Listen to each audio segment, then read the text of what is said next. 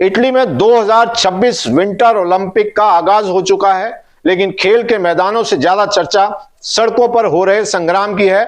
जहां एथलीट पदक जीतने के लिए पसीना बहा रहे हैं, वहीं आम जनता अपने भविष्य और पर्यावरण को बचाने के लिए पुलिस से भिड़ रही है। इस बीच खेल जगत से आई दो अन्य बड़ी खबरों ने पूरी दुनिया का ध्यान भी खींचा है। इटली की सड़कों पर आक्रोश है, ओलंपिक हमें नहीं चाहिए। इटली के मिलान शहर में हालात थोड़ा तनावपूर्ण है। हजारों प्रदर्शनकारियों ने ओलंपिक के खिलाफ मोर्चा खोल दिया है। लोगों का कहना है कि सरकार आम आदमी की जेब काटकर अरबों रुपए ऐसे खेलों पर बर्बाद कर रही है जिसका फायदा सिर्फ अमीरों को होगा। प्रदर्शनकारियों के अनुसार पहाड़ों को काटकर बनाए जा रहे खेल मैदान प्रकृति के लिए काल बन रहे हैं। इसके साथ ही पारदर्शिता पर भी संकट के बादल छाने लगे हैं। खेलों के बीच ही इनसाइड द गेम्स की एक रिपोर्ट ने सनसनी फैला दी है। मिलान कोर्टिना ओलंपिक के आयोजकों पर पारदर्शिता की कमी के गंभीर आरोप लगे हैं। सवाल उठाए जा रहे हैं कि खेलों के लिए जो ठेके दिए जा रहे हैं उसमें पारदर्शिता क्यों नहीं बरती गई। बजट कहां खर्च हो रहा है और किन कंपनियों को फायदा पहुंचाया जा रहा है, इसकी जानकारी सार्वजनिक नहीं की जा रही। इससे अंतरराष्ट्रीय स्तर पर इन खेलों की साख पर भी बट्टा लगा है। इतने बड़े खेलों में भ्रष्टाचार का बड़ा मुद्दा हमेशा रहता है, लेकिन वहीं दूसरी तरफ हाल ही में 2029 एशियाई विंटर गेम्स की घोषणा भी हो चुकी है, जिसमें अल्माटी यानी कजाकिस्तान ने बाजी मार ली है। पहले ये खेल सऊदी अरब के 500 बिलियन के नियोम प्रोजेक्ट में होने थे, लेकिन रेगिस्तान में पहाड़ खोदकर बर्फ बनाने की सऊदी की असंभव जिद फेल हो गई। अल्माटी ने दुनिया को बताया कि उसके पास 2011 और 2017 के मैदेउ और शिम्बुल जैसे वर्ल्ड क्लास स्टेडियम पहले से तैयार हैं। उन्हें नया ईंट पत्थर नहीं जोड़ना है, बस मौजूदा ढांचे को अपडेट करना है। जहां सऊदी अरब अरबों डॉलर पानी की तरह बहाने वाला था, अल्माटी इससे बहुत कम खर्च में और पर्यावरण को नुकसान पहुंचाए बिना आयोजित करेगा। यह स्मार्ट होस्टिंग का उदय है। इससे भारत 2036 के लिए सावधानियां बरत सकता है। भारत 2036 के ग्रीष्म काल ओलंपिक यानी समर ओलंपिक की मेजबानी के लिए पूरी ताकत लगा रहा है, लेकिन इटली और अल्माटी की ये खबरें भारत के लिए किसी वेकअप कॉल से कम नहीं है। भारत को अपनी योजना में कुछ सावधानियां शामिल करनी होंगी।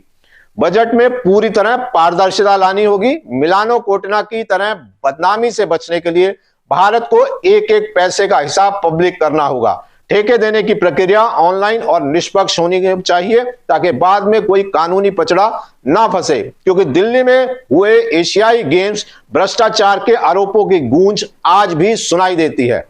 पर्यावरण का अल्ट्रा सस्टेनेबल मॉडल होना चाहिए। भारत के शहरों में प्रदूषण पहले से ही बहुत अधिक है। ओलंपिक के लिए नए स्टेडियम बनाने के चक्कर में जंगलों या हरियाली को नुकसान पहुंचाना पर्यावरण की हिमायत करने वाले संगठनों को भड़का सकता है। भारत को अस्थायी स्टेडियम यानी टेम्परेरी स्टेडियम्स का उपयोग करना चाहिए जिन्हें बाद में हटाया जा सके। ऐसा एक एग्जाम्पल जो है वो गोवा ओलंपिक एसोसिएशन और गोवा सरकार ने नेशनल गेम्स करवा के दिया था। जनता का समर्थन भी जरूरी है। सरकार को केवल देश की शान की बात ना करके यह बताना होगा कि इससे आम आदमी को क्या मिलेगा। क्या सड़कें सुधरेंगी, क्या युवाओं को स्थायी रोजगार मिलेगा। यदि जनता को लगेगा कि उनका पैसा बर्बाद हो रहा है तो इटली जैसा विरोध यहां भी हो सकता है। सफेद हाथी से बचना चाहिए। ओलंपिक के बाद अक्सर करोड़ों की लागत से बने स्टेडियम खंडर बन जाते हैं। भारत को अल्माटी से सीखना चाहिए कि मौजूदा ढांचों का उपयोग कैसे किया जाए ताकि खेल खत्म होने के बाद वे बोझ ना बने। साथियों, इसमें कोई दो राय नहीं कि मोदी सरकार के पिछले 10 साल के कार्यकाल में भारतीय खेलों की कायापलट हुई है। खेलो इंडिया से लेकर ओलंपिक पोडियम स्कीम तक सरकार ने दिखा दिया है कि अगर नियत साफ हो तो हमारे खिलाड़ी दुनिया के किसी भी कोने में तिरंगा फहरा सकते हैं। 4500 करोड़ रुपए का ताजा बजट भी इस बात का प्रमाण है कि हम स्पोर्टिंग सुपर पावर बनने की दहलीज पर खड़े हैं।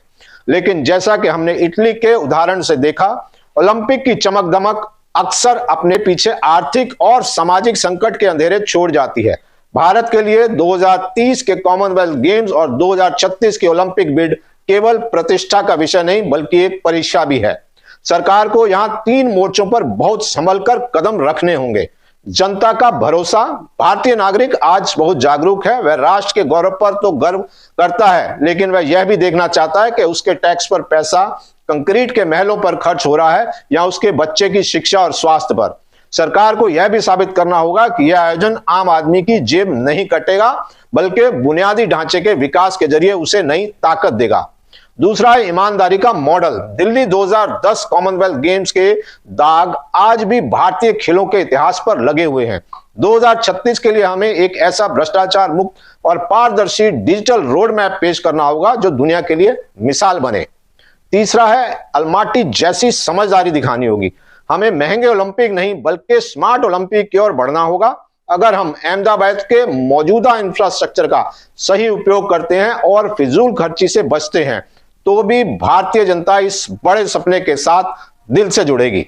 अंत में खेल ही अब भारत की नई पहचान है, लेकिन इस पहचान को स्थायी बनाने के लिए सरकार को नेशन फर्स्ट के साथ कॉमन मैन फर्स्ट की नीति अपनानी होगी। उम्मीद है कि भारत इटली की गलतियों से सीखेगा और अलमाटी की समझदारी को अपनाकर 2036 में दुनिया को सबसे सफल और सुरक्षित ओलंपिक का अनुभव देगा। तो देखते रहिए खेलो इंडिया न्यूज, क्योंकि हम लाते हैं खेल की खबरों के पीछे का असली सच। वीडियो अगर आपको पसंद आई हो तो लाइक जरूर कीजिए, शेयर जरूर कीजिए, चैनल सब्सक्राइब फॉलो जरूर कीजिए और अगली वीडियो तक के लिए मुझे इजाजत दीजिए। बहुत बहुत शुक्रिया।